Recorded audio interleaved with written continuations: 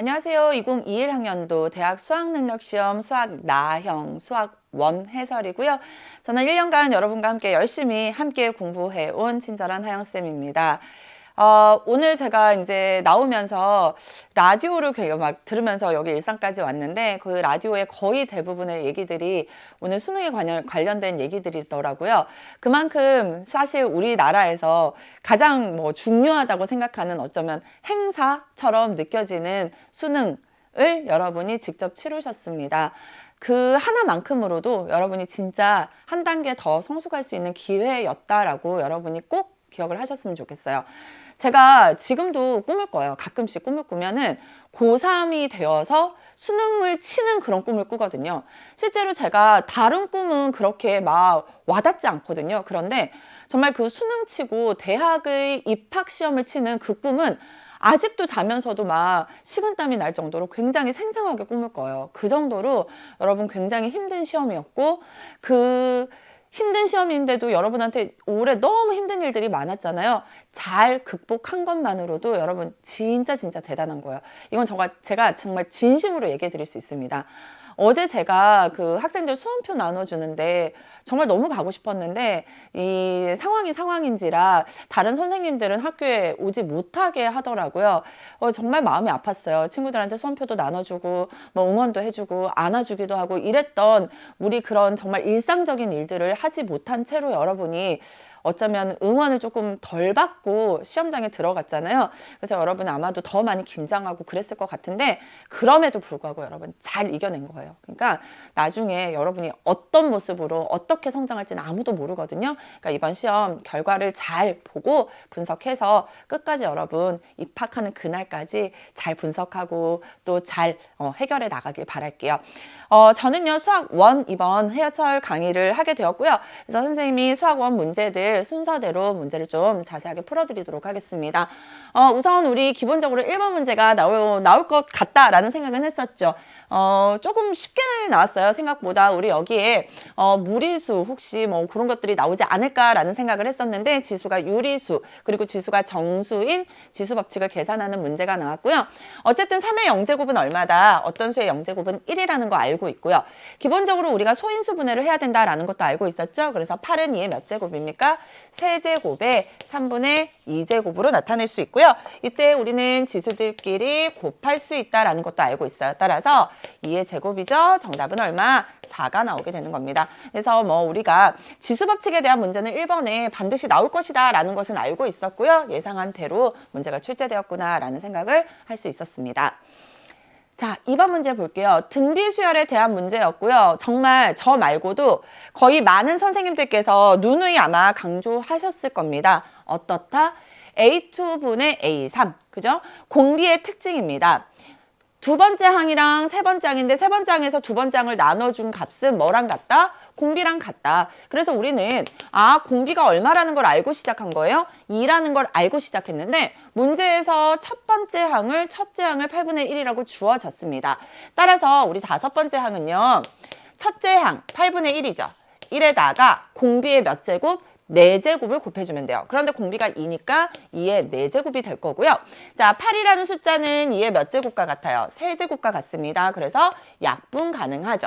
그래서 남은 것은 얼마다? 2 하나만 있기 때문에 정답은 2가 되는구나 라는 것까지 우리가 확인할 수 있어요. 기본적으로 우리가 수열에서 등차 수열에서 공차의 특징이나 등비 수열에서 공비의 특징 같은 것들은 너무나도 많이 강조를 해왔었기 때문에 이 문제도 여러분이 조금은 쉽게 해결할 수 있지 않았을까라는 생각은 듭니다. 자, 이제 수원의 세 번째 문제입니다. 4번 문항이고요. 연계문항이었습니다. 연계문항이라고 하지만 이 문제는 너무나도 우리가 많이 강조했던 삼각함수의 최대값과 최소값에 대한 문제고요. 문제에서는 최대값을 물어봤습니다. 자, 그러면 우리 최대값에 영향을 주는 값들은 어디에 있습니까? 여기 있죠. 사인이나 코사인 앞에 곱해진 숫자와 그리고 그 뒤에 더해진 숫자가 최대값과 최소값에 영향을 준다라는 것은 알고 있어요. 자, 기본적으로 코사인 x라는 값은 얼마와 얼마 사이에서 마이너스 1과 1 사이에서 존재하기 때문에 최대값, 코사인 x의 최대값은 얼마예요? 1이에요. 여기에 모두 몇 배가 되었습니까? 4배가 되었죠. 따라서 4 코사인 x라는 값이 얼마와 얼마 사이에 있습니까? 마이너스 4와 그 다음에 4 사이에 있어요. 우리 최대값 입장에서 살펴보기 때문에 4 코사인 x의 최대값은 4예요. 여기에다가 몽땅 다 얼마씩 더했습니까? 3만큼씩 더했죠. 따라서 최대값은 4에다가 3을 더한 얼마가 된다? 7이 된다. 그래서 정답은 몇 번에 있다? 2번에 있다라는 것 알 수 있죠. 그래서 아마도 여러분 굉장히 빠르게 해결한 친구들이 많을 거예요. 어떻게 하면 돼요? 최대값 4랑 3이랑 더해주면 된다. 최소값은 마이너스 4랑 3이랑 더해주면 된다라는 거 요거 이용해서 아마 문제 풀었을 것 같아요. 그래서 4번 문제는 이런 식으로 우리가 삼각함수의 최대값에 관한 문항이었다라고 확인하고 넘어가시면 좋을 것 같아요. 자, 다음 7번 문항 보도록 하겠습니다. 이 문항은요, 여러분이 보시면 아시겠지만 요거는 가형이랑 공통문항으로 출제가 되었고요. 지수 부등식을 계산하는 문제였습니다. 지수 부등식을 계산하기 위해서는 우선은 양쪽의 밑을 같게 할 수 있으면 같게 해주자라는 게 첫 번째 해야 될 일이에요. 근데 이쪽에 봤더니 얼마예요? 밑이 3입니다. 따라서 여기도 우리가 밑을 3으로 고쳐준다면 9분의 1이라는 값은요. 얼마가 됩니까? 3의 제곱분의 1이 되기 때문에 얘는 3의 몇 제곱으로? 마이너스 2제곱으로 쓸 수 있어요. 따라서 9분의 1 자리에 3의 마이너스 2제곱이 들어가고 x를 다시 제곱을 해주면 얘네 둘이 곱해주면 3의 뭐가 됩니까? 마이너스 2x제곱이 되겠죠. 따라서 우리 한 번 더 써볼게요. 3의 마이너스 2x제곱은 3의 21 마이너스 4x제곱보다 작다라는 것으로 바뀌게 되고요.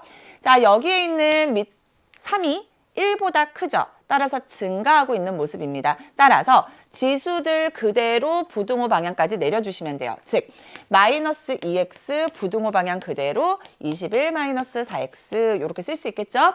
마이너스 4x가 넘어갑니다. 그러면 4x 빼기 2x니까 2x는 21보다 작아요. 따라서 x는 2로 나누면 10.5보다 작다라는 것을 알 수 있는데 이때 이것을 만족시키는 자연수 x의 개수를 물어보고 있습니다. 자연수 그러면 얼마부터? 1, 2부터 해서 얼마까지? 10까지 모두 몇 개가 나온다? 10개가 나오는구나 라는 것을 확인할 수 있겠죠. 그래서 정답은 몇 번에 있어요? 5번에 있다라는 거 알 수 있고요. 뭐 그렇게 이것도 어려운 문항이 아니었죠. 우리 연계교재에서 이런 문제들 지수 방정식, 지수 부등식 문제 너무나도 많이 풀어봤었기 때문에 여러분이 충분히 이런 문제들도 개념 공부 제대로 한 친구들이라면 풀 수 있지 않았을까라는 생각이 들어요. 7번 문제였습니다. 자, 이제 10번 문항으로 가보도록 하겠습니다. 이 문항 역시도 연계 문항이었고요. 너무나도 많은 선생님들이 강조했던 합의 기호의 성질에 대한 문제였습니다. 합의 기호의 성질에서 우리가 배웠던 게 뭐예요? 실수배, 덧셈, 뺄셈에 대해서 자유롭게 계산할 수 있고 그리고 이렇게 숫자의 경우에 어떤 식으로 계산할 수 있는지만 잘 알고 있으면 이 문항 역시도 그렇게 어렵지 않게 해결할 수 있겠죠. 선생님이 요거를 좀 정석대로 한번 써보도록 할게요. 실수배, 뺄셈, 덧셈이기 때문에 요거 다 분리 가능이죠. 그래서 두 배에 K는 1부터 5까지 AK가 될 거고요. 빼기 K는 1부터 5까지 BK가 될 거고요. 플러스 K는 1부터 5까지 4 이렇게 쓸 수 있어요. 그런데 문제에서 1에서부터 5까지 AK의 합이 얼마라고 되어 있습니까? 8이라고 주어져 있고요. 1부터 5까지 BK의 합이 얼마라고 되어 있어요? 9라고 주어져 있어요. 그리고 여기는 뭐예요? K가 1일 때도 4, K가 2일 때도 4, K가 3일 때도 4, K가 5일 때도 4이기 때문에 4가 모두 몇 번 더해진 것? 5번, 즉 4 곱하기 5로 표현할 수 있죠. 따라서 2 곱하기 8, 16, 마이너스 9 플러스 20을 계산하면 36 마이너스 9가 되어서 정답은 얼마가 된다? 27이 된다. 그래서 정답은 몇 번에 있다? 5번에 있다라는 거 우리가 확인할 수 있게 되는 겁니다. 아셨죠? 그래서 생각보다 여러분이 이런 것들은 충분히 해결 가능한 문항이었기 때문에 우리가 이런 기본적인 개념만 잘 알고 있으면 충분히 해결할 수 있었을 것이라는 생각이 들어요. 그래서 많은 친구들이 이렇게 나눠서 풀지 않았을 겁니다. 그냥 바로 여기다가 8 대입하죠. 여기다 9 대입하죠. 그 다음에 4가 있으니까 5랑 4랑 곱해서 20 이런 식으로 계산하셨을 거예요. 그래서 10번 문항임에도 불구하고 우리가 조금은 빠르게 해결할 수 있었던 그런 유형의 문항이 아니었을까라는 생각이 들어요. 연계교재에 있었던 문항이니까 맞출 수 있었겠죠? 다음 문제 보도록 할게요. 자, 12번 문항입니다. 이 문항 역시도 여러분이 실제로 많이 봤었던 문항이에요. 연계 교재에서 나오기도 했었고요. 실제로 AK-A의 K 플러스 1의 합에 대한 꼴은요, 많은 우리 선생님들이 한번 나올 것 같아. 이거 나올 수 있을 것 같아. 그리고 하나하나 차근차근 다 써봐라. 이런 얘기를 너무나도 많이 했었거든요. 그래서 한번 볼게요. 1항부터 n항까지 AK-A의 K 플러스 1입니다. K에다 얼마부터 대입할 수 있어요? 1부터 1, 2 해서 n까지 대입할 수 있어요. 한번 써볼게요. 1을 대입하면 얼마가 됩니까? A1-A2가 되고요. 2를 대입할게요. 그러면 A2 빼기 A3이 되죠? 3을 대입할게요. A3 빼기 A4가 돼요. 해서 얼마까지 대입하자? n까지 대입하자. 그러면 an-a의 n 플러스 1이 되는데 이 값이 마이너스 n제곱 플러스 n이라는 거예요. 쓰고 봤더니 마이너스 A2 플러스 A2 사라져요. 마이너스 A3 플러스 A3도 사라지죠. 그래서 다 사라지고 남는 거는 뭐냐면 A1이랑 그리고 마이너스 A의 n 플러스 1만 남게 되는 거예요. 그래서 한번 써볼게요. A1 마이너스 A의 n 플러스 1은 마이너스 n제곱 플러스 n이 되는구나 라는 것까지 알 수 있고요. 문제에서 A1의 값이 얼마라고 했습니까? 1이라고 했어요. 따라서 1 마이너스 A의 n 플러스 1이 마이너스 n제곱 플러스 n이구나 라는 것까지 우리가 알 수 있는데 문제에서 뭐를 물어보고 있냐면 11번째 항을 물어보고 있습니다. 자, 여러분 잘 볼게요. 11번째 항을 구하기 위해서 우리가 바라봐야 될 건 뭐야?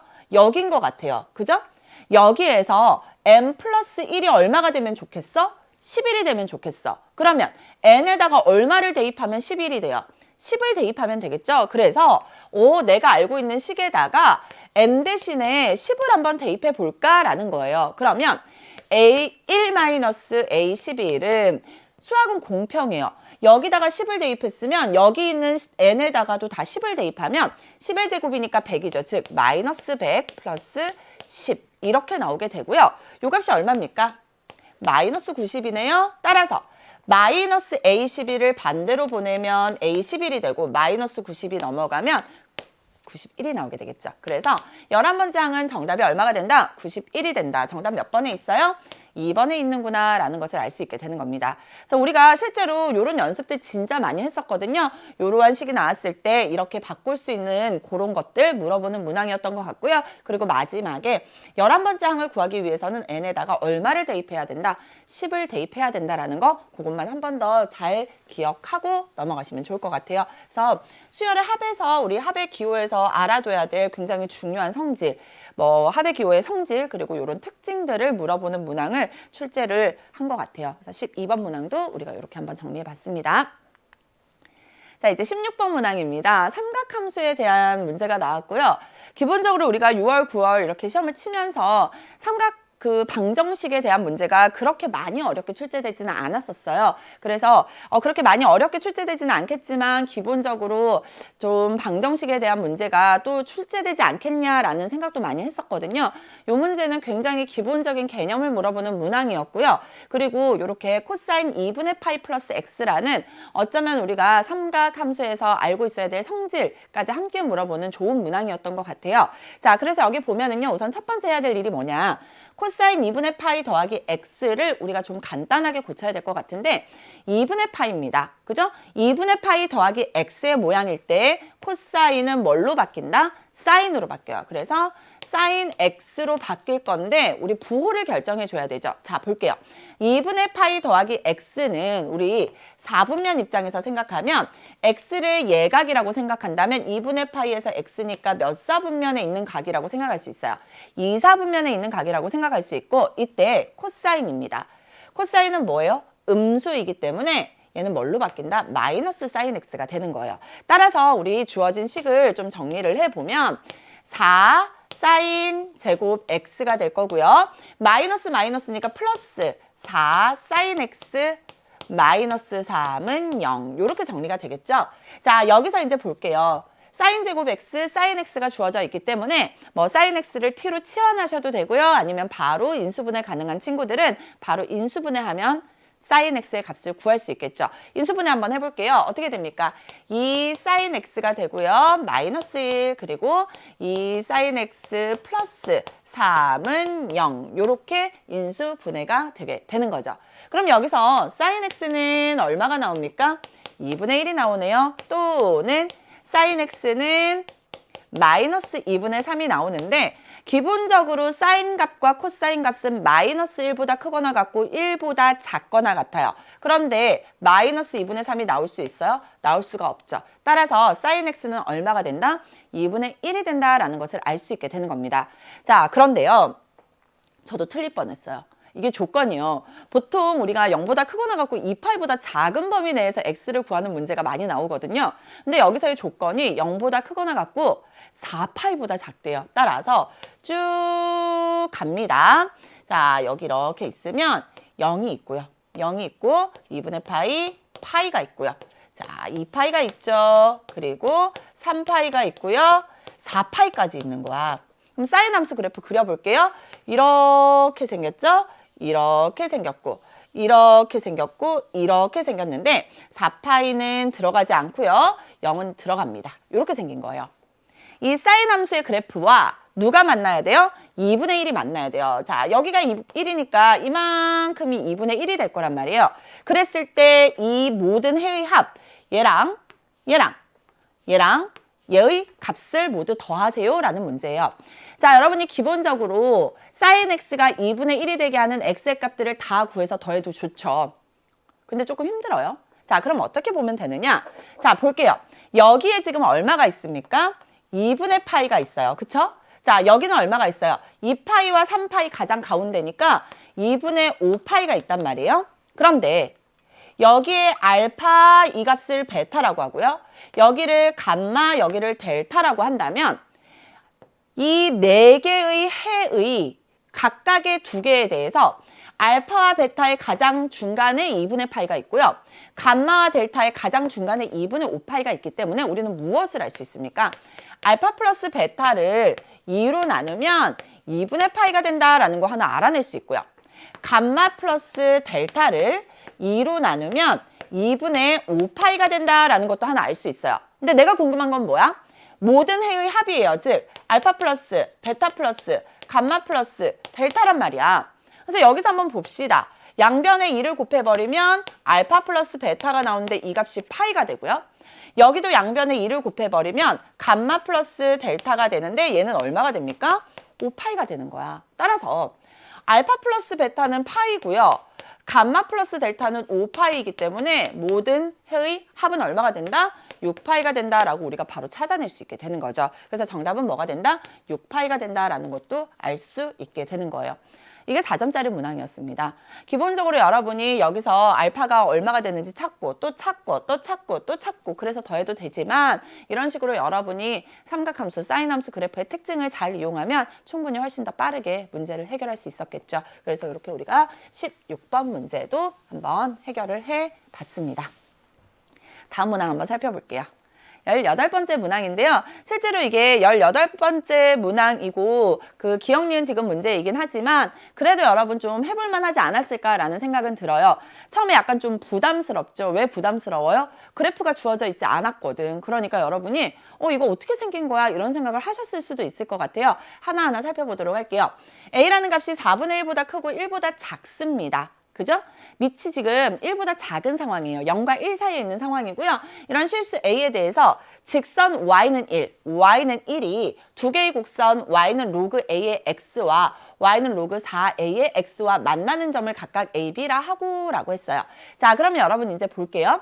Y는 1이 만나는 점입니다. 자, 이 값이 1이 된 거야. 이 값이 1이 된 거야. 자, 이 값이 1이 되려면 밑과 진수가 어때야 돼? 같아야 되죠. 따라서 이때의 x는 뭐였다? a였고 이때의 x는 4a였을 거란 말이에요. 그 점을 각각 a, b라고 했기 때문에 우리는 a의 좌표를 구할 수 있습니다. a, 1이고요. b는요. 4a, 1이구나 라는 것을 알 수 있어요. 또 볼게요. 직선 y는 마이너스 1이 얘도 상수함수입니다. 그죠? 두 곡선과 만나는 점을 각각 cd라고 했습니다. 자, y 값이 이제 마이너스 1이 될 거예요. 그러면 x가 얼마가 돼야지 y값이 마이너스 1이 될까요? 자, x는 어떻게 돼요? a의 마이너스 1제곱이죠. 즉 얼마가 됐을 때 a분의 1이 됐을 때 y값이 마이너스 1인 거예요. 따라서 우리 c도 구했어요. a분의 1, 마이너스 1이라는 거 좌표 하나 구했고요. 마찬가지입니다. 얘도 마찬가지죠. x는요. 뭐가 됩니까? 4a 몽땅의 마이너스 1제곱이에요. 따라서 이 값은 얼마가 된다? 4a분의 1이 된다라는 것도 알 수 있겠죠. 따라서 뒤에 좌표도 구했습니다. 4a분의 1, 마이너스 1이라는 것까지 구했어요. 자, 그때 문제를 볼게요. 선분 AB를 1대 4로 외분하는 점의 좌표입니다. 내분점, 외분점, 중점 굉장히 많이 강조했습니다. 자, 외분점 좌표 한번 구해볼게요. 외분점은 어떻게 됩니까? 1대 4로 외분 어떻게 씁니까?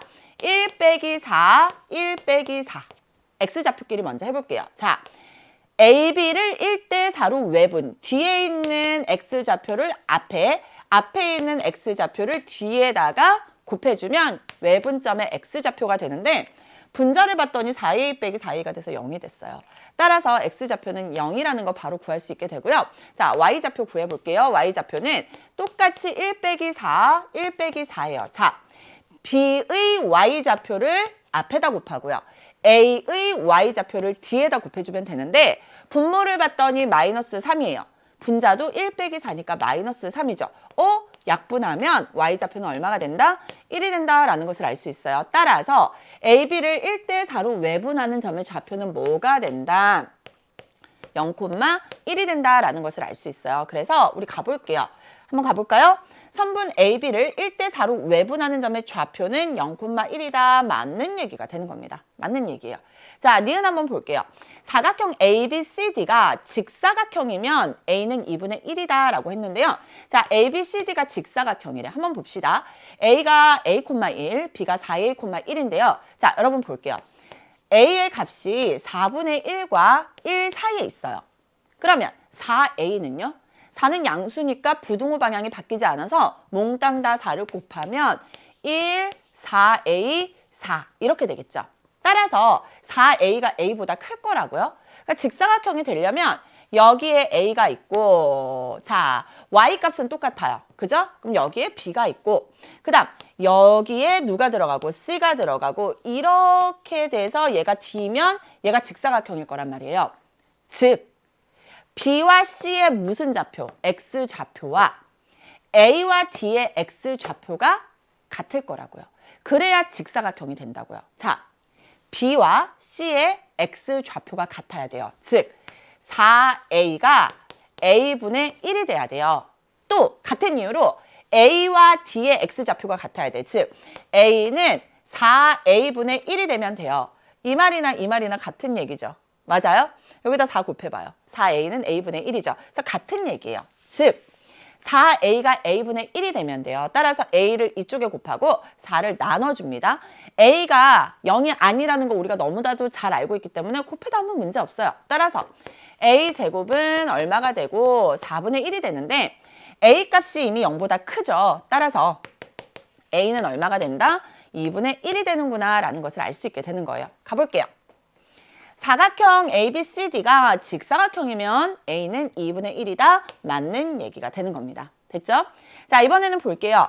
AB의 길이보다 CD의 길이가 더 컸을 때 A의 값의 범위를 구하래요. 자, 이제 가볼게요. 다시. AB와 CD 두 점 사이의 거리를 한번 생각해 볼게요. 나는 AB 두 점 사이의 거리와 선분 CD의 길이가 궁금한데 AB 한번 볼게요.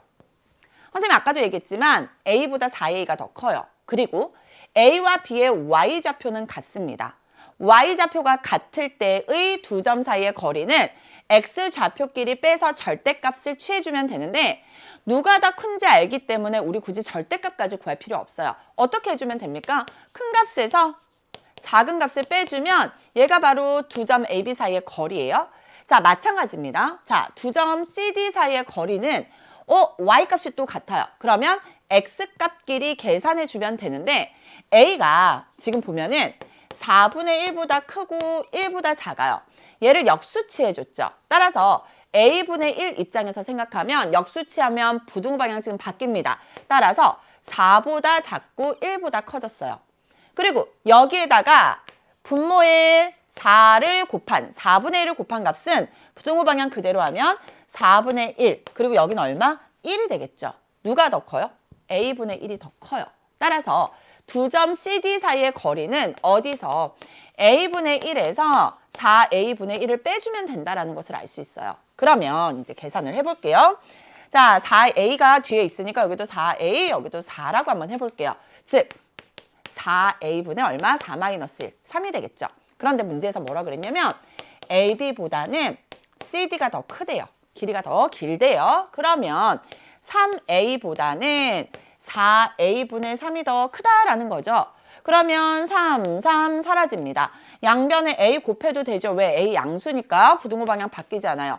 A 제곱은 얼마보다? 4분의 1보다 작아요. 따라서 실제로 이걸 제대로 계산하면 얼마와 얼마 사이에 마이너스 2분의 1과 A는 2분의 1 사이에 있는데 문제에서 A가 얼마보다 크다라고 했어요. 4분의 1보다 크다라고 했기 때문에 A는 4분의 1보다 크고 2분의 1보다 작다라는 게 나오게 되는 겁니다. 보기 가볼게요. A가 2분의 1보다 크대요. 잘못된 얘기죠? 그래서 디귿은 틀린 얘기가 되고요. 정답은 몇 번에 있다? 3번에 있다라는 것을 우리가 알아낼 수 있게 되는 겁니다. 아셨죠? 그래서 이 문항 역시도 여러분 하나하나 차근차근 계산하면 충분히 해결이 가능한 문항인데 아무래도 우리 느낌적인 느낌으로 이거 어려운 거 아니야? 이런 생각이 들어서 좀 이제 내가 할 수 있을까? 이런 고민을 하다가 그냥 놓쳐버린 친구들도 있을 것 같기는 해요. 그래서 이런 문제가 나왔을 때도 하나하나 차근차근 해보면 되는구나. 이런 생각을 좀 가지시면 어떨까라는 생각이 듭니다. 다음 문제 갈게요. 21번 문제입니다. 나올 줄 알았죠. 왜? 우리 9월 모의평가에서 이런 문제가 나왔었거든요. 그죠? 그래서 기본적으로 여러분이 이런 문제가 나오면 우리 원래는 선생님이 이런 얘기를 했어요. 하나하나 차근차근. 근데 제가 이것도 하나하나 차근차근 해보려니까 문제가 어때요? A25란 말이에요. 너무 많아. 그죠? 너무 많이 가야 돼. 그래서 이제는 어떤 식으로 생각을 해볼까? 한번 거꾸로 가보는 건 어떨까라는 생각을 하기 시작하는 겁니다. 그게 이제 요즘에 이런 문제의 트렌드죠. 그래서 여러분이 잘 보면은 A의 2n은 A2 곱하기 AN 더하기 1이고요. A의 2n 플러스 1은 A2 곱하기 AN 마이너스 2로 표현이 되어 있고요. 지금 보면은 2n은 뭐예요? 짝수고요. 2n 플러스 1은 홀수예요. 근데 문제를 봤더니 25입니다. 얘는 뭐죠? 홀수예요. 따라서 2n 플러스 1이 25가 되게 하는 n이 얼마일까부터 생각을 해보는 거예요. 그러면 이 n이 얼마가 되면 돼요? 24가 되면 되고요. n의 값이 얼마일 때? 12일 때 여기다 대입하면 A25가 나오는 거죠. 따라서 우리 한번 생각을 해볼게요. n에다가 12를 먼저 대입합니다. n에다가 12를 먼저 대입을 하면 그대로 대입하는 거예요. 그래서 여러분 여기다가 선생님이 아예 써놓고 시작할게요. A의 2n은 A2 곱하기 AN 플러스 1이라고 주어져 있고요. A의 2n 플러스 1은 A2 곱하기 AN 똑같이 생겼죠. 마이너스 2라고 주어져 있어요. 근데 선생님이 뭐부터 대입해보고 싶다? 12부터 대입해보고 싶다. 그럼 12를 대입하면 A24는 A2 곱하기 A12 더하기 1이 될 거고요. 여기서 내가 궁금한 A25가 나오죠. 얘는 A2 곱하기 공평하게 12를 대입한 거니까 A12 마이너스 2가 될 거예요. 자, 그러면 이게 내 목표란 말이야. 얘가 내 목표예요. 그럼 나는 뭐를 알아내야 될 것 같아? A2의 값과 A12의 값을 알아내야 될 것 같아요. 자, A12가 궁금한 거야. 그러려면 얘는 뭐예요? 짝수죠. 여기서 알아내야 될 것 같아. 그래서 n에다가 얼마를 대입해야 12가 돼요? 6을 대입해야 되잖아요. 그래서 n에다가 6을 한번 대입해 보는 거예요. 6을 대입하면 A12는 A2 곱하기 A6 더하기 1이 될 거고요. 뭐 그냥 나왔으니 하나 더 해볼까요? A 얼마? 6을 대입하면 13은 A2 곱하기 A6 마이너스 2가 되는구나 라는 것까지 알 수 있어요. 자, 그런데 내가 궁금한 건 또 뭐라고? A12인데 A12를 구하려면 또 누가 필요한 거야? A6도 알아야 돼. 자, A6, 6은 짝수죠. 짝수기 때문에 n에다 얼마 대입하면 3을 대입하면 나오는구나. 그래서 n에다가 3도 대입해 보는 거예요. n에다가 3을 대입하면 A6은 A2 곱하기 A3 더하기 1이 되고요. 또 똑같이 n에다가 3 한번 써봅시다. A7은 어떻게 돼요? A2 곱하기 A3 빼기 2가 되는구나 라는 것까지 알아낼 수 있어요. 자, 그러다 보니 여러분 어떤 생각이 들어요? 문제에서 주어진 게 하나 있었던 것 같은데? 라는 생각이 들어요. 가볼게요. 가보면 뭐가 주어져 있냐면 A7이 얼마라고 주어져 있냐면 2라고 주어져 있습니다. 오! 여기 A7 나오는데 A7이 얼마라고 주어져 있냐면 2라고 주어져 있어요. 따라서 여러분이 무엇을 알아낼 수 있게 되냐면 우와, A2 곱하기 A3이 얼마라는 거? 4라는 것을 알아낼 수 있고 A2 곱하기 A3이 4이기 때문에 우와, A6, 내가 아까 궁금했던 A6은 4 더하기 1이 돼서 5가 되는구나 라는 것을 알 수 있어요. 자, 그런데 이제 문제는 뭐냐면 A6을 알아냈잖아요. 근데 내 목표는 A2랑 A12를 곱한 값에다가 마이너스 1을 해줘야 돼. 그래서 A6을 알아내고 나면 뭔가 될 것 같았는데 문제가 생기죠. 뭐가 없어? A2의 값을 모르는 거야. 그래서 A2를 알아내기 위해서 내가 뭐를 해야 될까를 생각하는 거죠. A2. A2를 알아내기 위해서는 n에다가 얼마를 대입해야 돼요? 1을 대입해 봐야 될 것 같아. 그래서 n에다가 1까지 한번 대입을 해보는 겁니다. 그럼 여기는 뭐가 됩니까? A2는 A2 곱하기 A1 더하기 1이라는 것을 알아낼 수 있고요. 여기서 또 똑같이 한번 해보면 n에다가 1을 대입하면 A3은 A2 곱하기 A1 마이너스 2가 되는구나 라는 것까지 알아낼 수 있어요. 내가 아는 것을 잘 쳐다보고 내가 풀어야 될 것을 잘 생각을 해보면 내가 지금 아는 건 요거거든. A2 곱하기 A3이 4라는 사실. 그런데 A2가 A2 곱하기 A1 더하기 1로 표현이 되었고 A3이 A2 곱하기 A1 마이너스 2로 표현이 되었어요. 즉 얘랑 얘랑 곱하면 얼마가 돼야 돼? 4가 돼야 된다는 것을 알아낸 거예요. 따라서 우리 한번 써볼게요. A2 곱하기 A1 더하기 1이랑 A2 곱하기 A1 빼기 2를 곱하면 4가 되어야 된다는 걸 알아낸 거예요. 계산하기 불편해요. 그래서 얘를 선생님이 t로 한번 고쳐보도록 하겠습니다. 그러면 t제곱이죠. 그 다음 마이너스 2t 더하기 t니까 마이너스 t가 되고요. 마이너스 2에 빼기 4니까 마이너스 6이 0이라는 것까지 알아낸 거예요. 인수분해돼. t 플러스 2, t 마이너스 3은 0이 나와서 t가 얼마이거나 마이너스 2이거나 t가 얼마가 된다? 3이 된다라는 것까지 알아낼 수 있어요. 자, 그런데 t가 뭐예요? A2 곱하기 A1이거든요. 얘가 마이너스 2가 되거나 A2 곱하기 A1이 얼마가 된다? 3이 된다라는 것을 알아낼 수 있어요. 두 개가 나오면 뭔가 불편하죠. 이제 우리 주어진 조건을 한번 살펴볼게요. 문제를 이제 다시 보면서 우리가 사용하지 않은 조건을 하나만 찾아보도록 하겠습니다. 어떤 조건이 있습니까? A1의 값이 0과 1 사이에 있다라는 얘기가 있어요. 자, 그럼 볼게요. 나는 A1 곱하기 A2가 얼마인지를 알아냈어요. 그래서 한 번 더 보는 거야. A2는 A2 곱하기 A1 더하기 1이라고 했네? 다시 A2가 A2 곱하기 A1 더하기 1이라고 했어요. 그래서 얘랑을 가지고 우리가 뭔가 문제를 해결할 수 있지 않을까라는 생각이 들죠. 자, 봐요. A2 곱하기 A1이 마이너스 2라고 했기 때문에 A2는 마이너스 2를 대입하면 더하기 1하면 마이너스 1이 돼요. 자, A2가 마이너스 1입니다. 그러면 A1은 얼마가 돼야 돼요? 2가 돼야 되죠. 그런데 A1이 얼마와 얼마 사이에 있어요? 0과 1 사이에 있어야 되니까 얘는 탈락인 거야.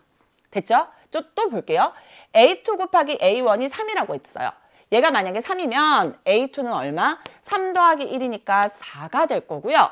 A2에다 4를 대입하면 A1은 4분의 3이 되어서 0과 1 사이에 있는 숫자가 되죠. 따라서 A1은 4분의 3이고 A2는 4라는 것까지 알아낼 수 있게 되는 겁니다. 실제로 내가 필요한 게 뭐였더라? A2거든요. A2가 4라는 걸 알아낸 거예요. 자, 봅시다. A2가 4라는 걸 알아냈어요.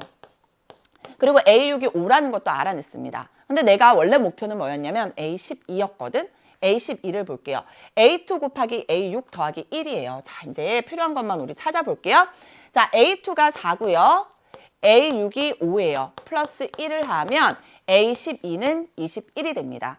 따라서 내가 진짜로 필요한 거 A25의 값은요. A2 얼마였습니까? 4에다가 A21 얼마? 21에다가 빼기 2를 해주면 84 마이너스 2가 되어서 정답은 82가 된다라는 것을 확인할 수 있게 되는 겁니다. 그래서 하나하나 차근차근 하면 되는데 지금까지의 문제들과는 살짝 다른 거꾸로 찾아가기 문제가 나왔습니다. 우리 이런 문제들을 최근에 본 적이 있거든요. 그래서 이제는 하나하나 앞에서부터 가는 것도 중요하지만 거꾸로 찾아가는 것도 중요하네라는 걸 우리가 한번 학습을 한 적이 있어요. 그래서 21번 문항도 그런 의미에서 여러분이 충분히 좀 용기를 갖고 도전할 수 있지 않았을까. 그래서 최근에 21번 문항 치고는 그렇게 많이 어려운 문제는 아니었다라는 거, 그런 것도 여러분이 좀 알 수 있을 것 같습니다. 다음 문제 볼게요. 자, 이제 24번입니다. 로그 계산하는 3점짜리 문항은 나올 거라는 거 너무나도 많이 강조했었잖아요. 그래서 로그 계산하는 거 나왔고요. 밑이 같아요. 밑이 같죠? 그리고 가운데가 백입니다. 그러면 진수들끼리의 뭘로 계산할 수 있다? 나눗셈으로 계산할 수 있다라는 거. 그래서 로그 3의 8분의 72가 되죠. 따라서 약분할게요. 여긴 9가 됐네요. 따라서 로그 3의 9는 3의 제곱이 되고요. 2가 앞으로 나갈 거예요. 로그 3의 3이 되는데 밑과 진수가 같으면 얼마? 1이죠. 따라서 2 곱하기 1은 얼마? 2가 된다라는 거. 뭐 어렵지 않게 해결할 수 있었을 겁니다. 연계 문항이었고요. 우리가 기본적으로 EBS에 있는 수능 특강이나 수능 완성에 있었던 문제들만 좀 충분히 잘 연습했으면 실수 없이 잘 해결할 수 있지 않았을까라는 생각은 들어요. 그래서 24번 문제도 우리가 이렇게 해결해 볼 수 있었습니다. 자, 우리 이제 수학원 마지막 문제입니다. 28번째 문항인데요. 요거는 가형, 나형 공통 문항으로 출제가 되었습니다. 그 정도로 우리가 삼각함수에서는요, 사인 법칙이랑 코사인 법칙 매우 중요하고요. 기본적으로 우리가 이제 기출 문제들을 보면 사인 법칙만 물어볼 때도 있고, 코사인 법칙만 물어볼 때도 있어요. 그런데 기본 4점짜리 문제다라고 하면 사인 법칙과 코사인 법칙을 함께 물어보는 문항일 가능성이 매우 높죠. 자, 사인 법칙이 뭐였습니까? 외접원이 있을 때 삼각형에서 외접원이 주어졌을 때 사인 A분의 대변의 길이, 사인 B분의 대변의 길이, 사인 C분의 대변의 길이의 값이 반지름의 길이에다가 곱하기 2한 값과 같다라는 거. 그게 우리가 사인 법칙이었고요. 자, 코사인 법칙은 좀 다양하게 우리가 변형해서 해결을 할 수 있는데 기본적으로 두 개의 변과 그리고 그 끼인 각을 알고 있을 때 마주보는 변의 길이를 구할 수 있다라는 게 뭐예요? 코사인 법칙이에요. 그래서 그 두 가지를 여러분이 같이 생각하면서 문제를 다시 쳐다보는 거예요. 자, 봤을 때 A가 3분의 파이라고 주어져 있습니다. 각 A가 3분의 파이라고 주어져 있고 이미 외접원이 있는 거예요. 사인 법칙은 당연히 사용하겠구나라는 생각을 할 수 있게 되는 거죠. 자, 그랬을 때 AB의 길이 대 AC의 길이가 3대 1이라고 주어져 있습니다. 지금 볼게요. AB가 3이고요. AC가 1이라고 주어져 있는 거예요. 거꾸로 하면 1대 3인 거죠. 이 길이가 1이면 이 길이가 3인 거예요. 그래서 선생님 처음부터 A 대 3회인가? 이렇게 놓고 풀려고 했어요. 자, 그래서 끝까지 한번 읽어볼게요. 외접원의 반지름의 길이가 7이다라는 거 주어져 있고 3분 AC의 길이를 K라 하자. 너무나도 친절한 문제죠. 선생님이 아까 A 3A라고 놓으려고 했는데 문제에서 A라고 놓지 마, K라고 놓아 라고 알려주는 거예요. 3분 AC의 길이를 뭐라고 둔 거예요? K라고 둔 거예요. 그러면 AB의 길이는 3대 1이기 때문에 얘는 뭐가 될까? 3K가 되겠구나 라는 것까지 알 수 있죠. 자, 그때 K제곱의 값을 물어보고 있습니다. 즉, AC의 길이의 제곱의 값을 물어보고 있어요. 자, 그러면 우선 여러분이 사인 법칙을 써야 돼. 그러려면 뭐를 알아야 됩니까? 3분의 파이를 알고 있기 때문에 얘랑 마주보는 변의 길이를 알아내야 된단 말이야. 그죠? 변 BC의 길이를 알아야 돼요. 그런데 K가 있고 3K가 있고 3분의 파이가 있기 때문에 코사인 법칙을 이용해서 BC의 길이를 구해볼 수 있겠구나 라는 생각을 할 수 있겠죠. 따라서 BC의 길이의 제곱은 어떻게 됩니까? 3K의 제곱에다가 K의 제곱을 더하고 마이너스 2배의 3K 곱하기 K에다가 코사인 3분의 파이를 해주면 그게 바로 BC의 길이의 제곱이에요. 그런데 우리는 코사인 3분의 파이 얼마인지 알고 있어요. 얼마입니까? 2분의 1이거든요. 그죠? 따라서 2분의 1이랑 2랑 약분도 되네요. 3K 몽땅을 제곱하면 9K 제곱이고요. 플러스 K 제곱이고요. 마이너스 3K 곱하기 K, 3K 제곱이 되죠. 따라서 10K 제곱 마이너스 3K 제곱이기 때문에 7K 제곱이라는 것을 우리가 알아낼 수 있게 되는 겁니다. 즉, BC의 길이의 제곱이 7K 제곱이었어요. 따라서 내가 궁금한 변 BC의 길이는, 선분 BC의 길이는 루트 7K의 제곱인데요. 기본적으로 K라는 게 뭐예요? 길이에 대한 얘기이기 때문에 K의 값은 뭐보다 커요? 0보다 커요. 즉, 루트 K 제곱은 뭐가 된다? K가 된다라는 것을 알 수 있죠. 따라서 선분 BC의 길이는 루트 7에 루트 K 제곱해서 K가 나오게 되는 겁니다. 따라서 BC의 길이도 알아냈어요. 루트 7K. 자, 그러면 이제 우리는 코사인 법칙 이용해서 세 변의 길이도 알아냈고요. 그리고 우리가 알고 있는 게 뭐예요? 외접원의 반지름의 길이가 7이라는 사실을 알고 있죠. 서로 마주 보는 것들을 알고 있기 때문에 바로 사인 법칙을 사용을 하면 K의 값을 구할 수 있지 않을까라는 생각을 할 수 있게 되는 겁니다. 사인 법칙 뭐예요? 사인 A분의 선분 BC가 뭐예요? A죠. 얘가 뭐다? 2R이다라는 사실을 이용해서 문제를 해결해 보자고요. 자, 따라서 사인 A의 값이 3분의 파이고요. 그리고 소문자 A가 뭐랑 같아요? 선분 BC랑 같죠. 따라서 루트 7K는 2 곱하기 외접원의 반지름의 길이 7이 나오게 되고요. 자, 사인 3분의 파이도 우리가 외우고 있어야 될 각이죠. 얼마입니까? 2분의 루트 3이 나와요. 따라서 우리 계산 한번 가볼게요. 루트 7K는 양변에 2분의 루트 3 곱하면 2 곱하기 7 곱하기 2분의 루트 3이 될 거고요. 여기서 이 사라집니다. 따라서 루트 7K가 7 루트 3이 돼요. 그러면 K라는 값은 어떻게 됩니까? 루트 7분의 7 곱하기 루트 3이 된다라는 것을 알 수 있죠. 그런데 실제로 우리 7이라는 값은 얼마예요? 루트 7의 제곱이 되기 때문에 하나씩 또 사라져요. 따라서 루트 7 곱하기 루트 3을 계산하면 K의 값이 얼마가 돼요? 루트 21이 되는구나 라는 것까지 알아낼 수 있게 되는 겁니다. 됐죠? 자, 문제에서 우리 뭐 구하라고 했냐면 K 제곱을 구하라고 했어요. 그래서 루트 21을 제곱하면 정답은 얼마? 21이 되는구나 라는 것까지 알아낼 수 있게 되는 겁니다.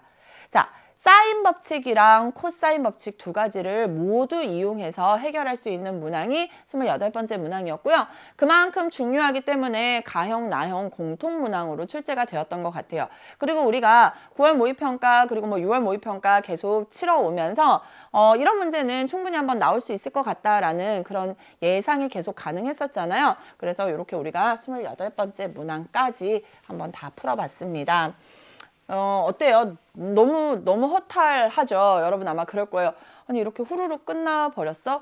선생님도 굉장히 오랫동안 이 수능 해설 강의를 진행하면서 수학 원 강의를 할 때 이렇게 문제가 생각보다 계산이 그렇게 많이 복잡하지 않은 문항들이 나온 게 처음인 것 같아요. 물론 21번 문항이 조금 계산이 복잡하긴 했었지만 그래도 충분히 21번이었기 때문에 우리가 시간 투자를 해야 돼 라는 생각으로 접근을 했었을 거란 말이에요. 그래서 21번 문항 같은 경우에도 그래도 생각보다 풀만 했었던 것 같고 28번째 문항 경우에는 계산이 조금 더 복잡할 수도 있었을 것 같은데 그래도 해볼 만한 그런 문항이 출제가 되었었기 때문에 여러분이 수학 1에서는 그렇게 많이 어렵다라고 느껴졌던 그런 문항은 좀 적지 않았을까라는 생각이 들어요. 선생님이 오늘 수학 1만 풀어본 게 아니라 수학 2랑 그리고 확률과 통계까지 모두 풀어봤는데 수학 2에서는 저도 20번이나 30번 문항에서 그래도 꽤 시간이 생각을 해야 되기 때문에 꽤 그래도 시간이 좀 걸렸던 것 같다라는 생각은 들었었거든요. 그래서 아마도 여러분도 거의 비슷하지 않았을까라는 생각은 들고요. 기본적으로 여러분이 이제 올해 지내면서 공부를 할 수 있는 어떤 그런 상황 자체가 많이 힘들었었잖아요. 그렇기 때문에 아무래도 여러분이 가진 실력보다는 성적이 조금 아쉽게 나온 친구들도 있었을 것 같습니다. 그게 나만 그런 게 아니라 모든 친구들이 같은 상황에서 비슷하게 그런 것들을 겪었을 거란 말이에요. 그러니까 너무 좌절하지 말고 아니 선생님 어쩜 저렇게 그냥 빨리 편하게 풀어 이런 생각 하셨을 수도 있을 것 같아요. 저는 근데 정말 오랫동안 이렇게 계속 수능 문제를 풀었으니까 이렇게 빠르게 생각하고 빠르게 해결할 수 있는 거지 여러분 같은 상황에 처해 있었으면 저도 시간이 굉장히 많이 걸리고 아니면 당황하기도 했을 거고 저희 학교 친구들이 이런 얘기 하더라고요. 선생님 저 평소 때는 괜찮은데 시험만 치면 막 문제의 숫자들이 막 떠다니는 것 같은 느낌이 들어요. 그런 친구들도 있었을 거라는 생각이 들어요. 그래서 선생님이 항상 얘기하지만 이 수학 점수 자체가 물론 중요하죠. 지금 당장은. 그런데 그 문제 시험 점수 자체보다는요. 여러분이 오늘 또 한 단계 더 내가 발전했구나 라는 그런 생각으로 여러분이 좀 마지막까지 우리가 입시라는 게 수능에서 다 끝나는 게 아니잖아요. 이 점수를 가지고 내가 어떻게 또 대학에 지원을 하고 하는가에 따라서 결과가 달라질 수 있기 때문에 점수 너무 지금 좌절하지 말고 또는 뭐 나 잘 나왔어 이런 거 신경 쓰지 말고요. 여러분이 점수를 가지고 내가 어떻게 입시 전략을 잘 짤 수 있을지 지금부터 다시 머리 아프지만 고민을 좀 잘 해서 끝까지 잘 달려갔으면 좋겠습니다. 실제로 EBS에서 많은 선생님들 그리고 입시 그 전문 선생님들 그리고 학교에서도 다 여러분 도와주려고 다 준비하고 있으니까 다시 한번 힘을 내서 우리 진짜 그 마지막 방점 찍는 그날까지 다 같이 파이팅해서 열심히 달려가 봤으면 좋겠습니다. 제가 수학 1 해설 이렇게 마칠 거고요. 수학 2랑 확률과 통계는 또 우리 좋은 선생님들께서 여러분 위해서 해설 강의를 해주실 거니까 해설 강의 필요한 부분들 잘 참고해서 여러분 정리하고 또 마무리 잘 하셨으면 좋겠습니다. 여러분 진짜 수능 치르느라 정말 고생 많이 하셨고요. EBS가 여러분이랑 끝까지 함께 할 거니까 끝까지 힘내서 좋은 결과 있었으면 좋겠습니다. 저는 이렇게 마치도록 하겠습니다.